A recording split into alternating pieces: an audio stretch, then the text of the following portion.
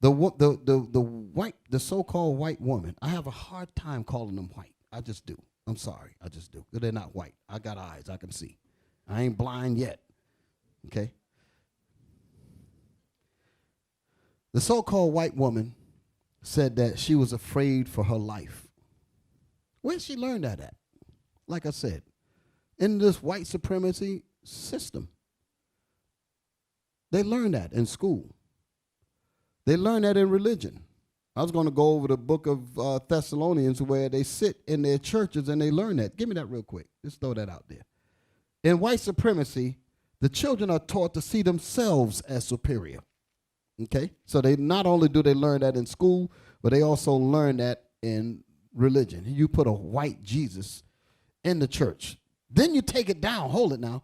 Then they take the image down and say, see, we don't teach white Jesus no more. You don't need to keep it up there because it's already in their minds.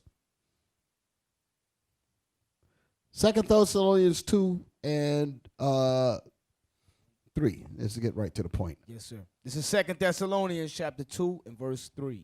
Let no man deceive you by any means, for that day shall not come, except there come a falling away first. There was a doctrine that the resurrection had already passed. So Paul was telling the Israelites there in Thessalonica that the day of our deliverance had not come yet. So that's why he was explaining. He said, don't let anybody fool you into thinking that it already passed, because the day that you're looking for shall not come until the nation of Israel goes completely down to the slave ships and everything else like we're coming up now.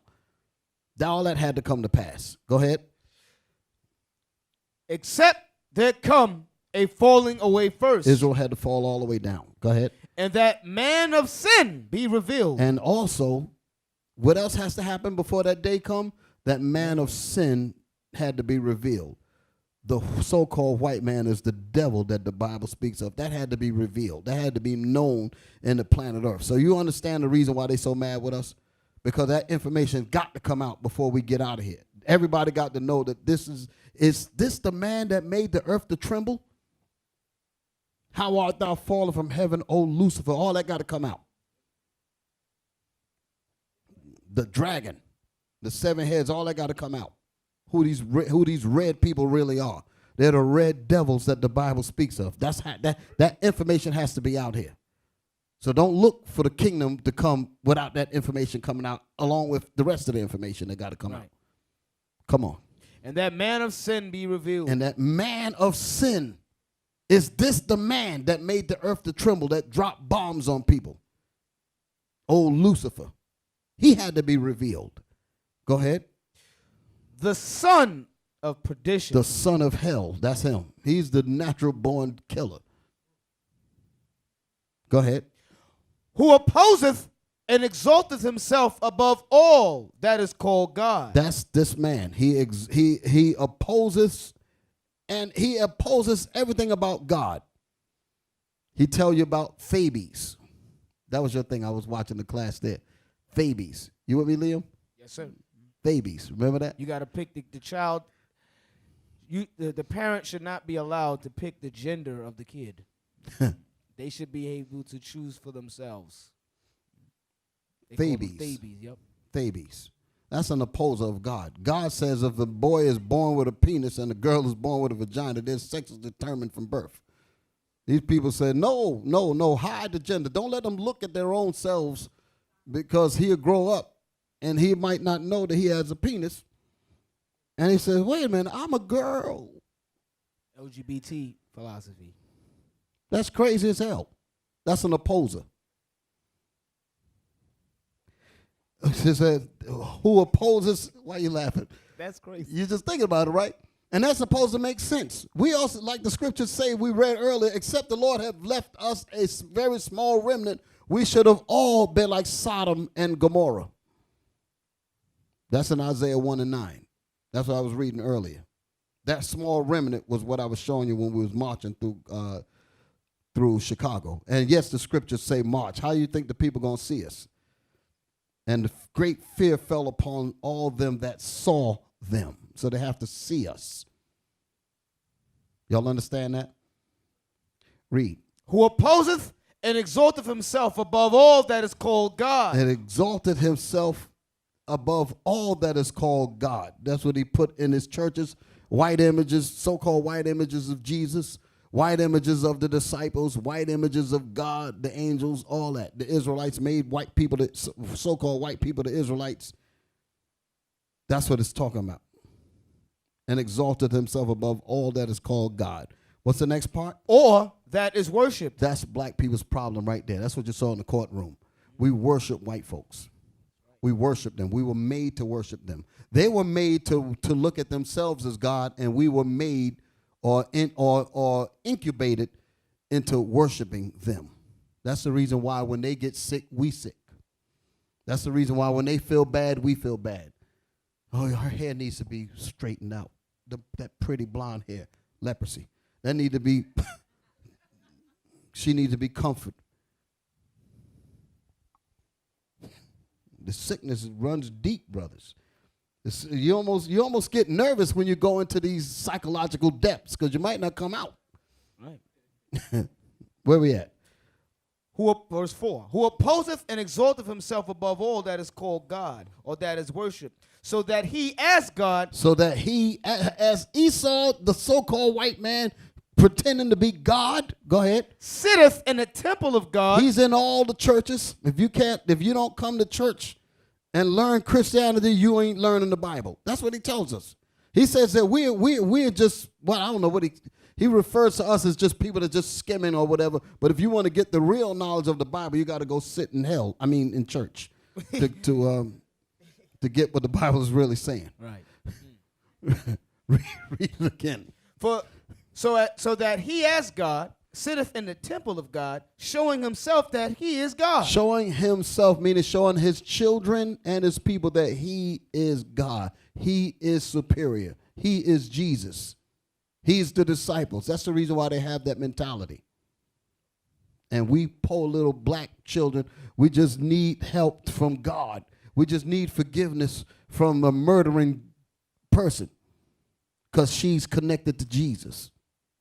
The doggone judge had to come down and hug a murderer. Man, that's even the people, the pundits, the commentators, they like, we ain't never seen nothing like this before. Huh? Right, exactly. They're supposed to be impartial. She might not, well, let me leave that alone. I made a statement about that. She might not ever judge another high-profile case ever again. Because they already said that the people, the jury ain't stupid, so they saying the judge is stupid too. Yeah, hell no. Judge Judy would have threw the book at her. And hit her upside the head with the damn book and messed that blonde hair all up. Poof. Yeah.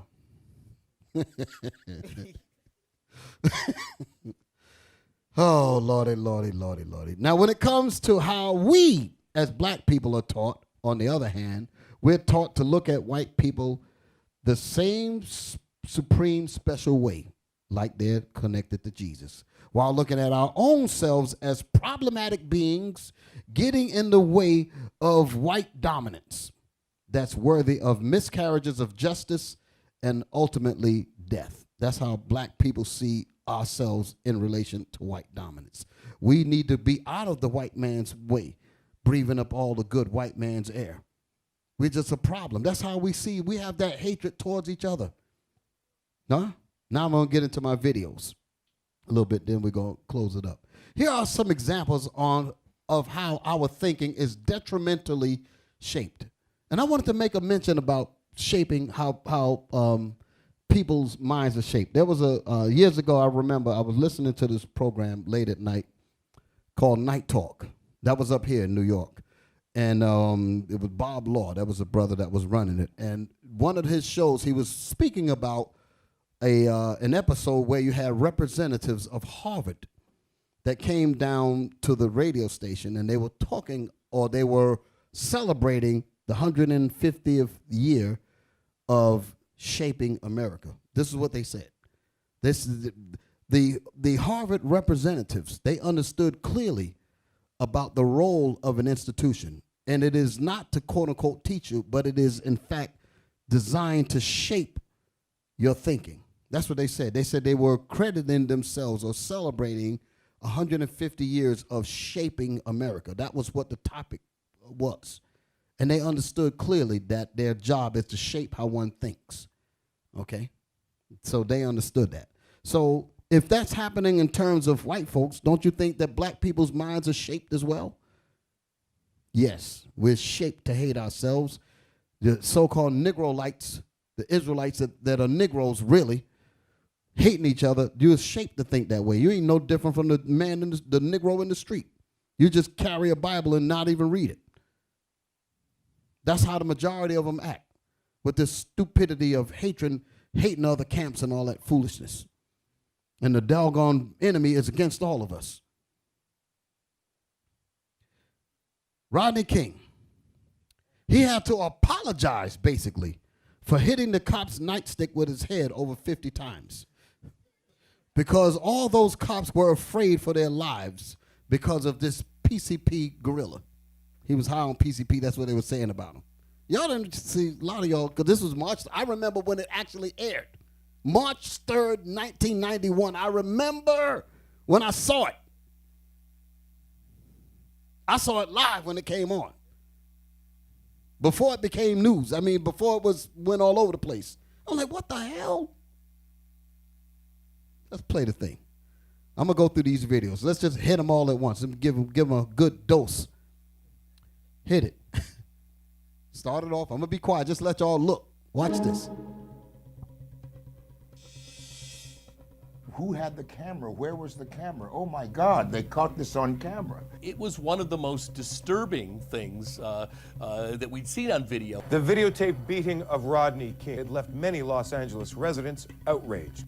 It was like the first time we had actually seen it. So it was shocking, but at the same time, it was wonderful because now we Americans, we African Americans, we had evidence of our claims of, injustice and mistreatment. The idea of watching that video originally, give me your reaction to when you saw the Rodney King video. Give me what you felt initially. I was waiting for somebody to stop it, and the fact that no one came and no one was able to stop it. The Rodney King video in and of itself ignited a culture of wanting to get involved. I don't think you'd be exaggerating to say this was the first viral video recorded by an individual on amateur equipment. Here we had this video of an event that had just happened. And now today, cell phone videos of horrible events are things we see nearly every day.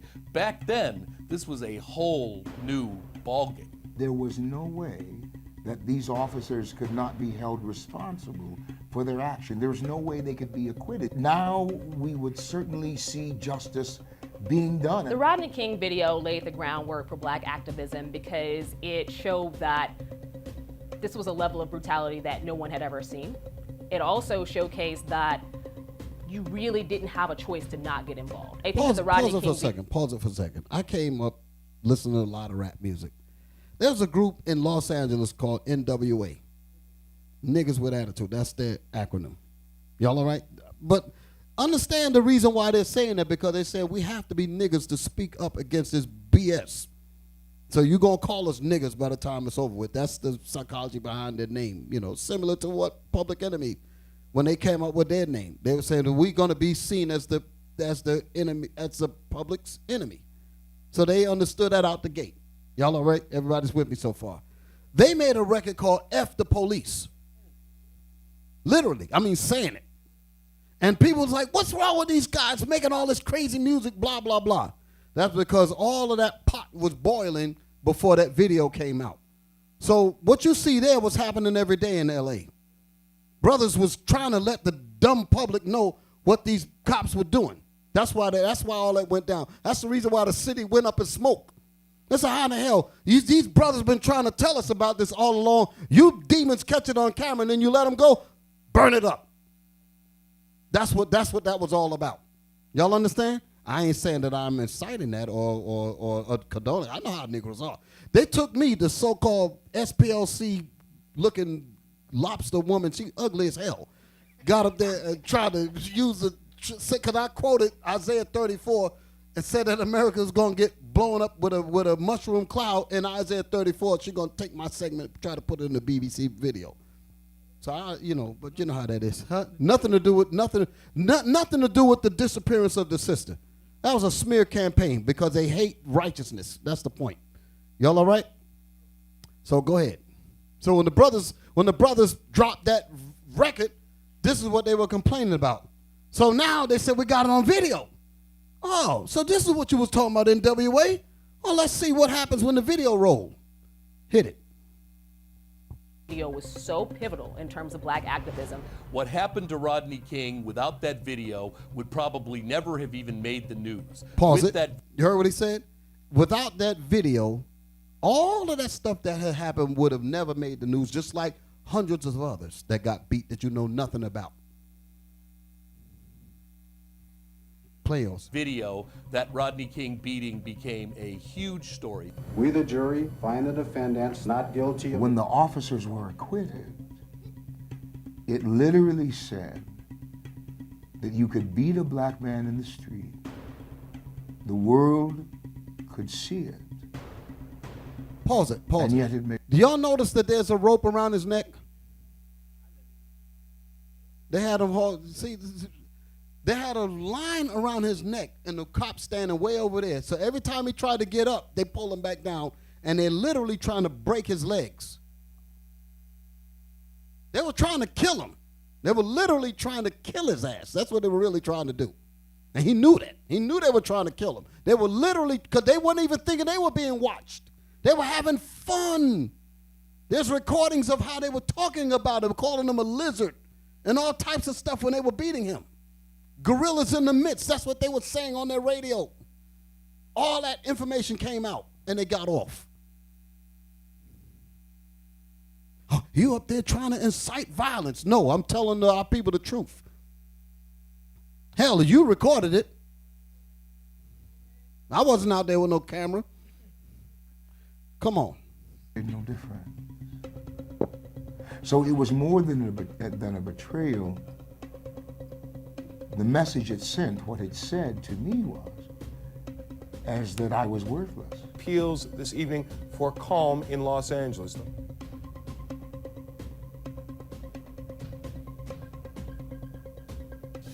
Now they mentioned, okay, estimated cost of the damages was over $1 billion. Is there more?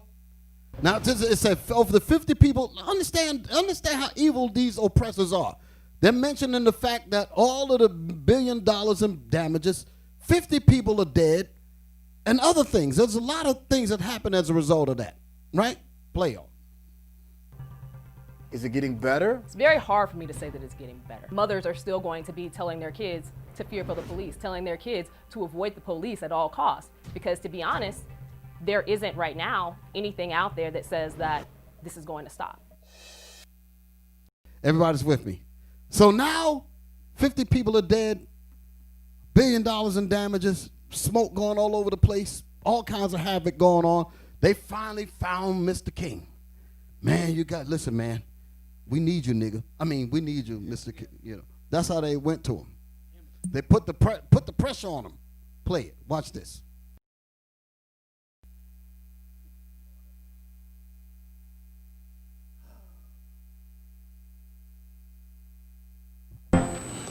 Thanks for joining us. For the city of Los Angeles, a third day of tension and violence. As night approaches, police and National Guard units are out in force. Federal troops are on standby. Violence in the city appeared to die down a bit today, but the toll is obvious. 37 people dead, more than 1,300 injured, more than 4,000 arrested. Damage estimate, $200 million and rising.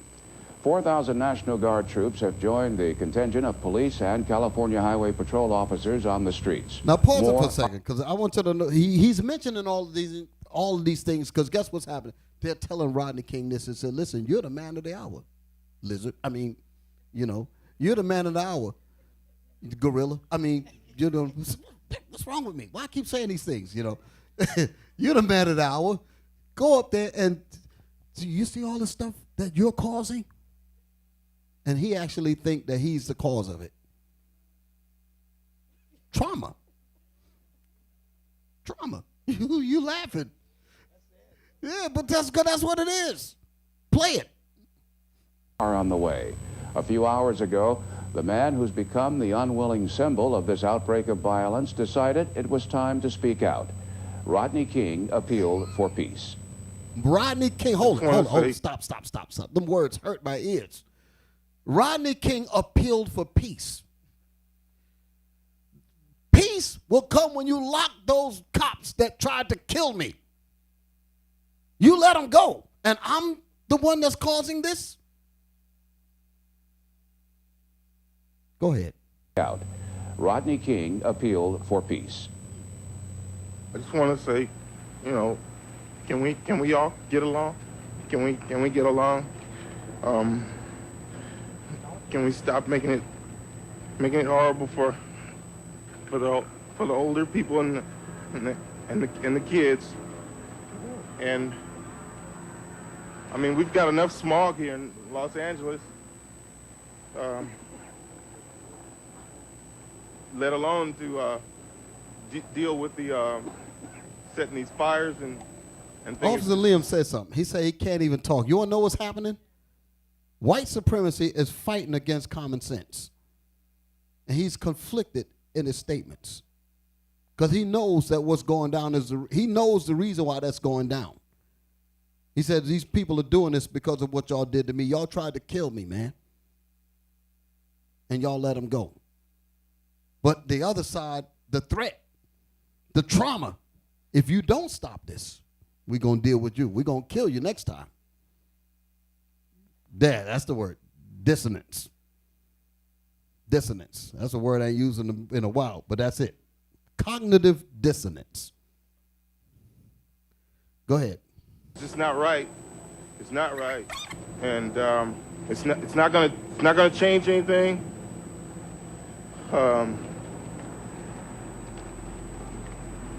We'll get our justice. They've won the battle, but they haven't won the war. He don't even believe we'll that. We'll have our day in court. Pause it. He said, what did he say? I can't even repeat what he said. He said, they've won the battle, but we will win the war. We will get our day in court. You just came from court. So the beating, he continuously hit his head on those nightsticks. That's what's happened. That's what's wrong with him. He constantly hit them nightsticks and lost some sense. This is not funny. But it shows you how upside down things are. Because you're in your enemy's land. Play on.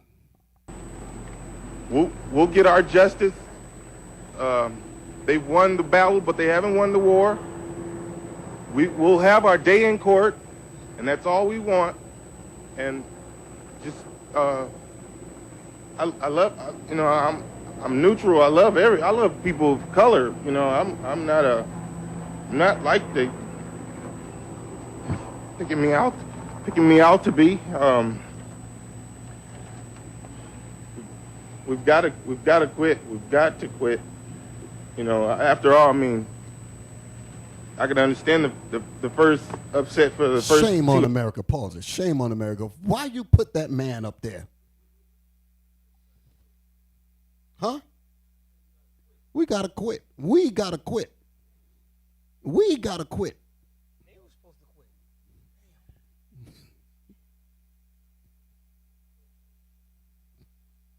quit. Play on. 2 hours after the verdict, but to keep going on like this, and to see the security guard shot on the ground, it's just not right. It's just not right, because those people will never go home. Pause it for a second. One of the things that we didn't speak about was that you see how the brothers reacted. Because there was a lot of talk that came out of this, saying, why they burn down their own neighborhood and all of this. It goes back to what I was talking about earlier. When you have no vision for anything else, you live in the present. The hell with the damn community. The hell with food tomorrow. The hell with, you understand? We in hell and we just going to let everything loose because we don't care no more. Give me that dope. It's the same mentality. It's the same psychology. It's a messed up situation, but this is the reality of what we have to address. Although this was years ago, the mentality is still the same. Our people are still collectively injured by the same abuse. Collectively, we share a collective injury. That's the reason why they would, because he knows what the people are rolling for, even with all them knots in his head. He knows what that's about. Go ahead. I'm almost done with this part. Play on. To their families again. And I mean, please, we can get along here. We all can get along. We just gotta, you know. I mean, we're all stuck here for a while. Let's try to work it out. Let's try to beat it. You know. Let's try and work it out. Now, pause it for a second. Somebody might say, you know, because this was in 1991 that this happened. 91. That was the year I came into the truth. Now that I think about it, that's the year I came into the truth. That was a long time ago. So how is that relevant today? Very relevant. We just saw that yesterday. We just saw it today. We still have hope. This man just murdered my brother. This woman just murdered my brother in cold blood because she was afraid. The cops that beat him, that's the same tactic that they use. They actually said that he was charging. Y'all need to go back and review this thing. They said that he was charging, it was like 9 to 13 cops out there. Some of them were standing by watching. What kind of fear were they in? You had enough time to get a rope around his neck and constantly pull him every time he tried to stand up. You actually working on that femur, trying to literally break his femur, meaning the top leg bone. They were trying to break it. If y'all can find the video where they don't have the words on it, it's horrible. The man bled everywhere. There was a woman that saw it. She said they were beating him like they were trying to kill him. They were literally trying to end his life, man. They were trying to kill him. And he knows that. And he did not know that it was on camera. Nobody knew that they were being filmed, so they were having a field day beating on this man like this, and they all get off. That's a hell of a trauma to even live through that. You're the victim of that. What's that's going to do to your mind? Give me the next clip. Let me show you what it's going to do to his mind. So my brother that in the courtroom, the Jean family, they're going to experience some of this too. Sad to say, they're going to experience some of this too. Because they're going to let that white girl go. They're not going to keep her locked up at all.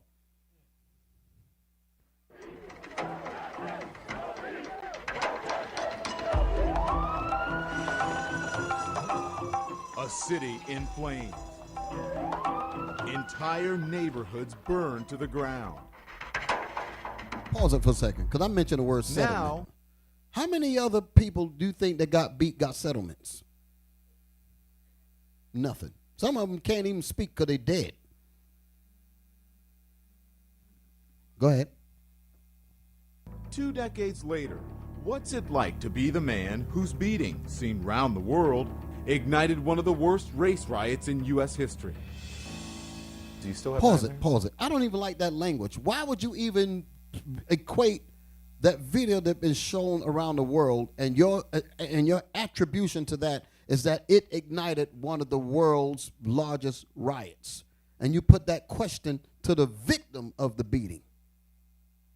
The gall of these demons. You even bring that question to, how does it feel that your video was used to spark the riot all over the planet Earth, basically? Or, you know, that's been viewed all over. How do you feel about that? That's not even a question. The total disregard for our intelligence. The total disregard for our feelings. The total insult. Go ahead. Play it. Yeah, I do. What's a nightmare? Do you wake up like tossing and turning? Sometimes even hearing the voices, you know, that was going on that night. Get down, get down, get down, you effing, you know, those words, you know, and so I'll have to wake up and pause it. Y'all hear this? 20 years later, he's still having nightmares. Waking up, hearing the word, get down, you effing, he was saying it. That's the psychological trauma that resulted from that thing. That's literal trauma. Go ahead. Oh, hey, man, it's all right. Look outside, it's all green, blue. King's nightmare begins just after midnight. He and two friends, out celebrating, head west on the 210 freeway. I had just gotten word that my old construction company had called me to come back to work that following Monday. But the celebration is cut short. State police clock King's car going 110 miles per hour and immediately start a nearly 8-mile high-speed chase through LA neighborhoods. I was doing 100. I did every bit of 100, and I'm not proud of it. Following our interview, Rodney King agrees to relive those terrifying moments by taking me back to the scene.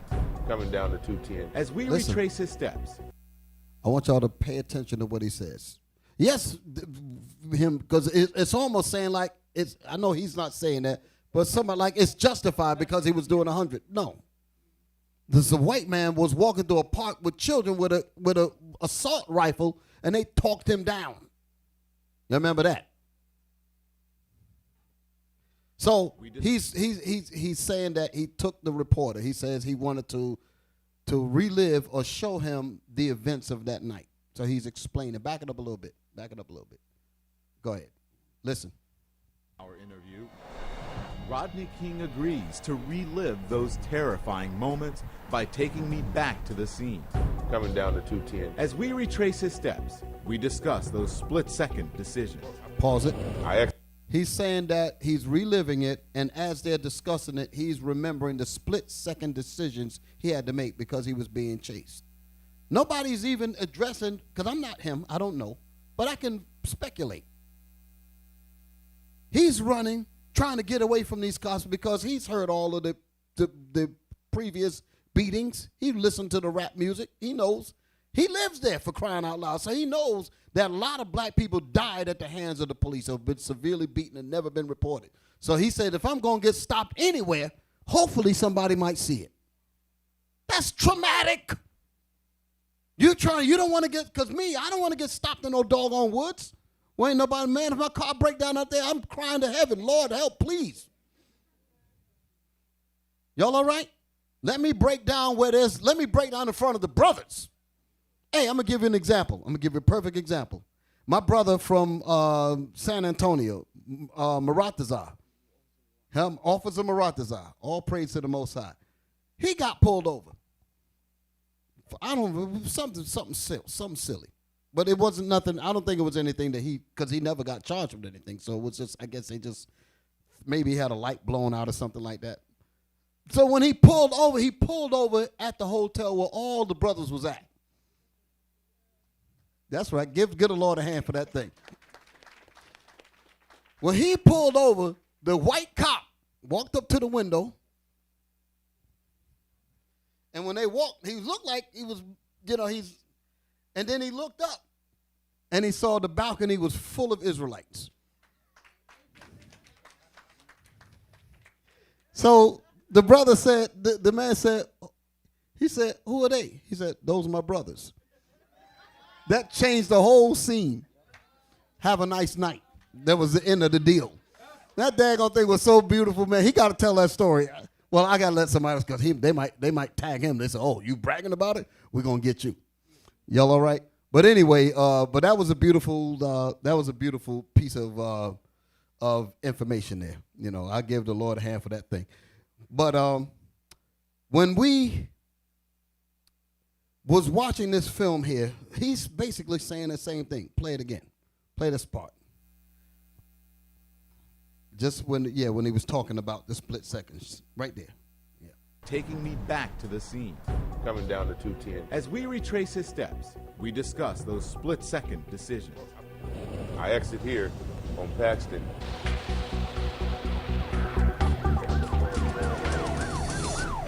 Where'd you pull over? I seen all those apartments over there, so I said, oh man, let me stop right here. If it goes down, somebody will see it. Once he stops, they are surrounded by police. King's two friends are arrested without incident. Pause your it. hands But up. he said he had 2 other people in the car. He said the other 2 were arrested without incident. You want to know what happened? They pulled them out and got them away from the scene. That's what happened with them. Because why in the hell you ain't hear nothing from them? He got them out of the way and all that.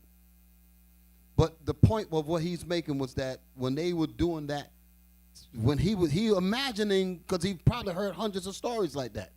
So the trauma, just on that alone, I have to get to a place where if they kill me, somebody might have seen it. I'm not even thinking about a recorder. Let me tell you how far that goes if people think this is irrelevant. The trauma that we go through, Sandra Bland, she has to pull her cell phone out and basically record her own demise. We have to make sure that somebody's seeing it because we might die for a traffic light, for a light in the car or something. That's a terrorized people, brothers. We're terrorized. We're terrorized. Make sure that my battery, I got storage in my phone because I don't know how long this ordeal might take place. And you see your battery go dead or something like that, and you say, oh man, and you start panicking. Because if this don't tell on us, these people going to lie on me and I'm just dead. And they say I'm a criminal. They found crack pipe. They found this. They found that. You don't know what might happen. Just that psychological terror is how we live. I'm being real with y'all. Y'all know it. Y'all know what it is. Go ahead. Rodney King would have a much different fate. When I opened the door, she said, take 3 steps back away from the car, which I did that. Took 3 steps back. When I took the 3 steps back, said lay down. So when I laid down like this. And my face was facing this way so I could see him. And they said, no, put your effing head down, face down. When I finally faced down, he bam, took the blow, bam, a real hard blow to the temple. When he did that, I just looked, and then I went up like that to run this way with my hands up to show no threat. And that's when I didn't know, but my leg was broke. When Rodney King had the blood on his face, that mugshot of you with the blood on your face, who was he then? Oh man, a guy that was almost dead and just like happy to be able to still have that face, to be able to see that face. And Rodney King now, all cleaned up, trimmed goatee, beads around his neck. Who is Rodney King now? I consider myself a decent, good human being. Are you able to forgive those cops? Oh yeah, I've been given a break many times in life. And everybody's entitled to it, I didn't die, you know what I mean? No animosity. Nah, for what? Give me the next video.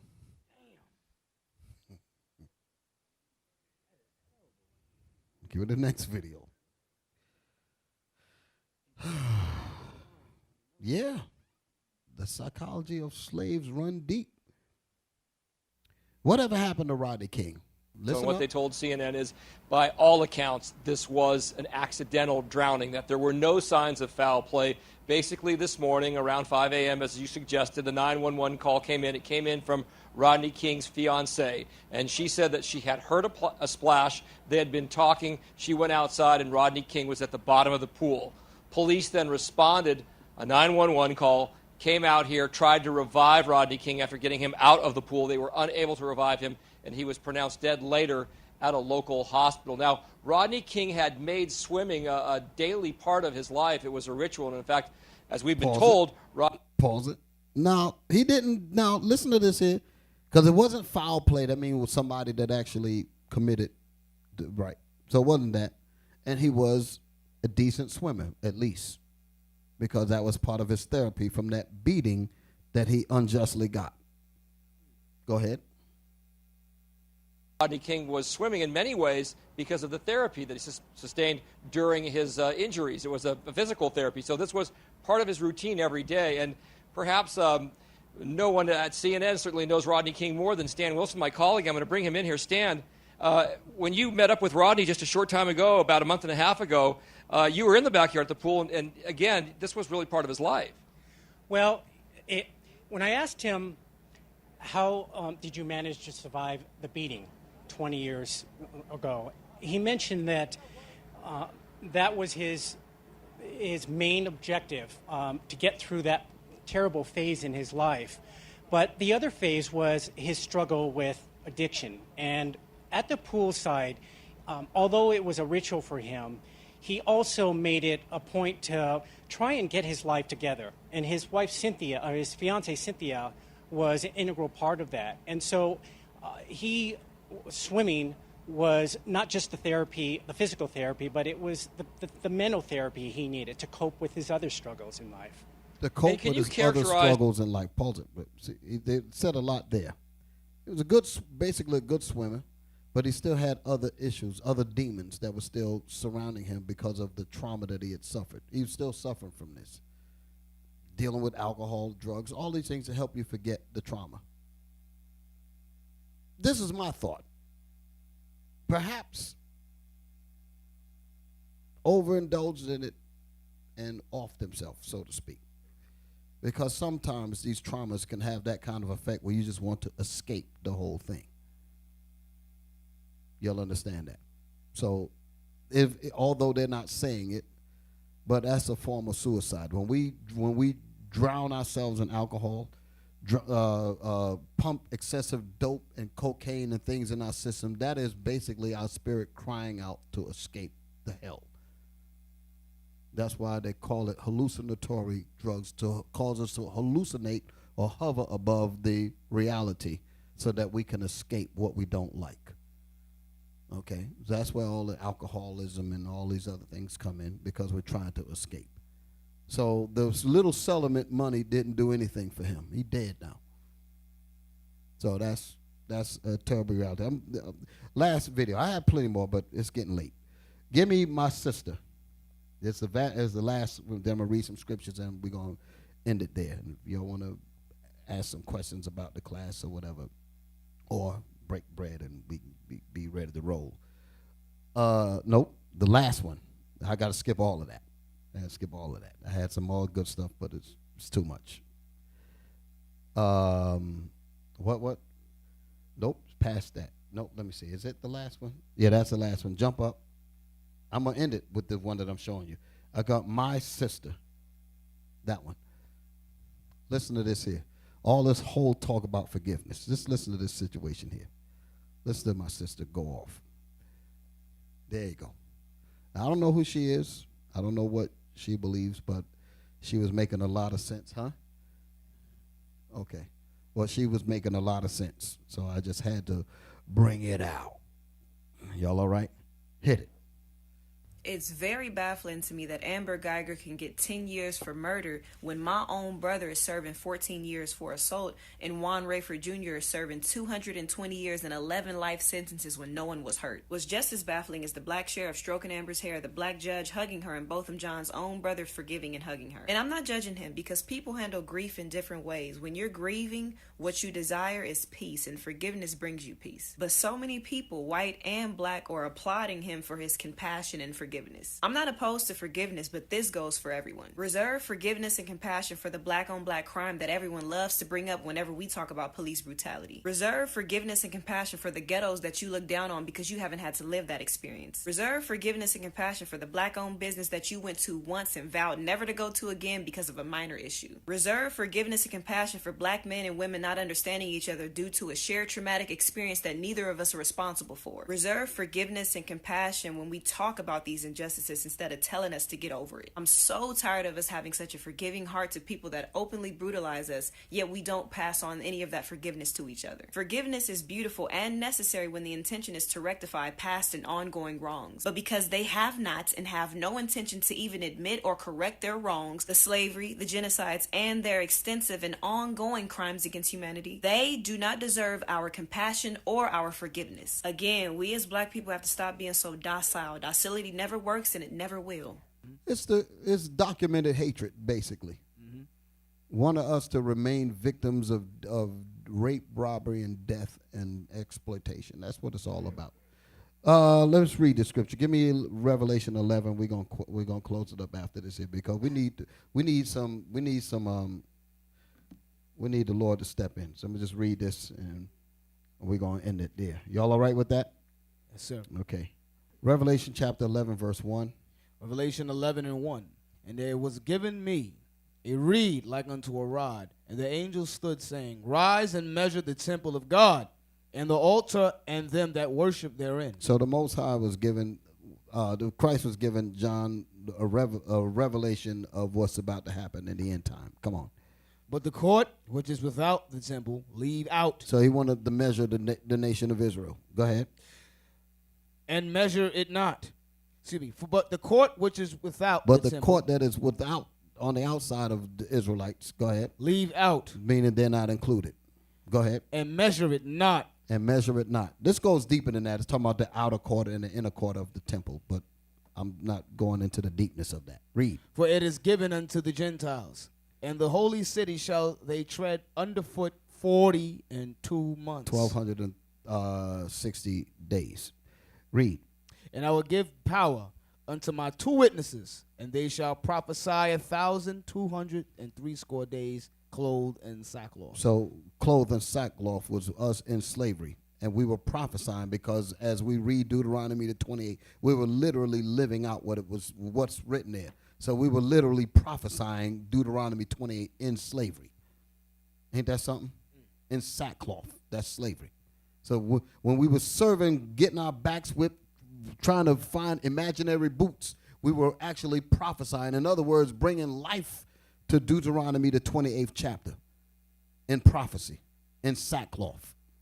We're the Israelites. Give me the 8th verse. And their dead bodies shall lie in the street of the great city, which spiritually is called Sodom and Egypt, where also our Lord was crucified. So this is us waking up in this evil place, Sodom and Egypt, our captivity. Read. And they of the people, and kindreds, and tongues, and nations shall see their dead bodies 3 days and a half. 3 days and a half equals 42 months. It also equals 1,260 days again. Same time period, slavery. Go ahead. And shall not suffer their dead bodies to be put in graves. Because we were spiritually dead. We were Negroes, like we was reading about earlier. The Negro mind. The word Negro itself means dead. Go ahead.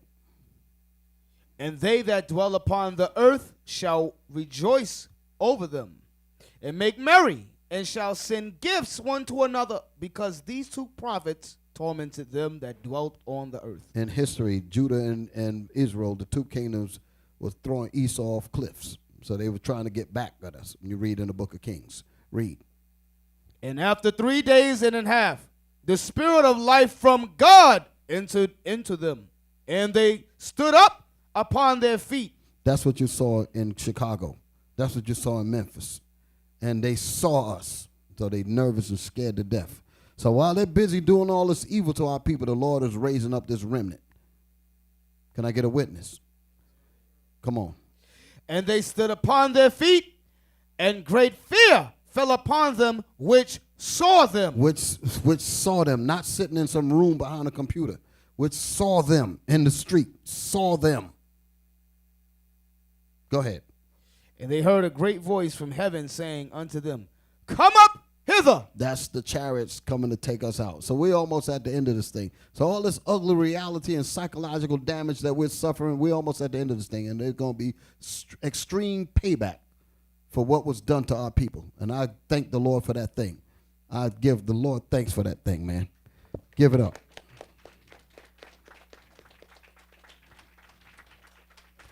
Read on. And they heard a great voice from heaven saying unto them, Come up hither. And they ascended up to heaven in a cloud, and their enemies beheld them. These are not the enemies, is the real enemies. Right. The snakes, they're going to behold us. What? It was these the Lord chose, like it says in Wisdom of Solomon 5, that had us in derision. That's the real enemies. They're going to burn to a crisp. They're going to die. That's what the book of Psalms 91 is talking about. He said, 10,000 at thy side and 1,000 at thy right hand, but it shall not come nigh thee. Only with thine eyes shall thou behold and see the reward of the wicked. The Most High going to be killing them while we're being delivered. All praises to God for that thing, man. Read. And the same hour was there a great earthquake, and the 10th part of the city fell. That's this country. Come on. And The bomb's going to make it fall.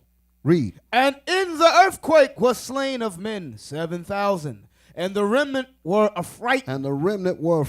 Come on. That was us now. Come on. And gave glory to God of heaven. And we gave glory to God of heaven, because that's going to be a terrible day. We're going to be glad, but we're going to be scared. But that thing come down. That's why it says that he will cover us with his wings, but it shall not come nigh thee. We're going to be scared when it come down, but we're going to be happy that we're getting delivered and seeing our enemies get the real justice. I ain't going to be hugging nobody in that day. I ain't going to be hugging them. I'm going to be like, let that fire hug your ass. Right. Read.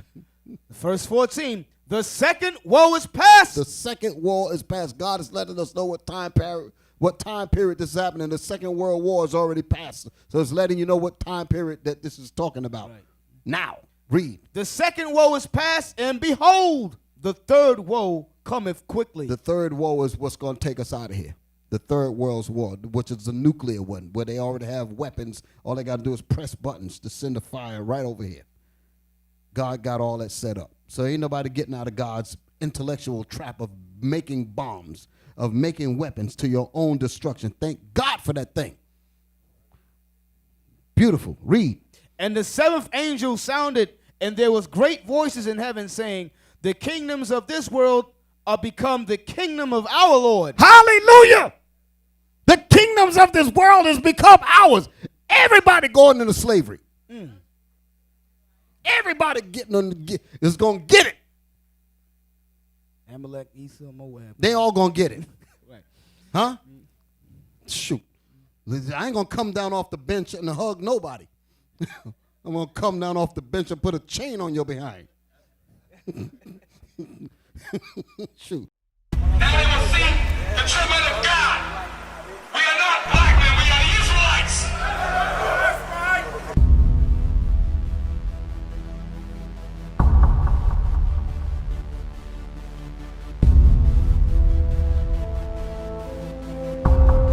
Take care of us. Take care of us. And our children too. And our children too. We have abandoned. We have repented. How are you? How are you? People want to know who's the king. O nation of Israel, it's time to return to the Father. O nation of Israel, it's time to return to the Father. Now why they trying to make it so hard to serve God? And why when I say that I'm a Jew it sound odd? For years I've been walking around saying that I'm a black man. I ain't saying that no more, it sound wrong, man. This is Bishop Nathaniel of Israel United in Christ. Please subscribe to our YouTube channels.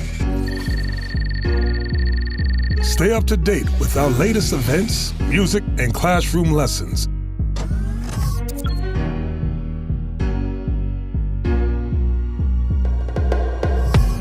IUIC plans to continue visiting different countries where this gospel has not been preached before. IUIC needs your help in pushing this truth.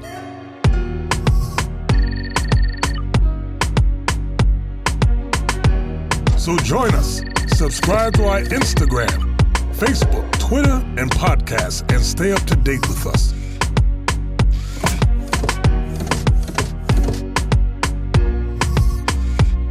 For more information, please visit www.israelunite.org.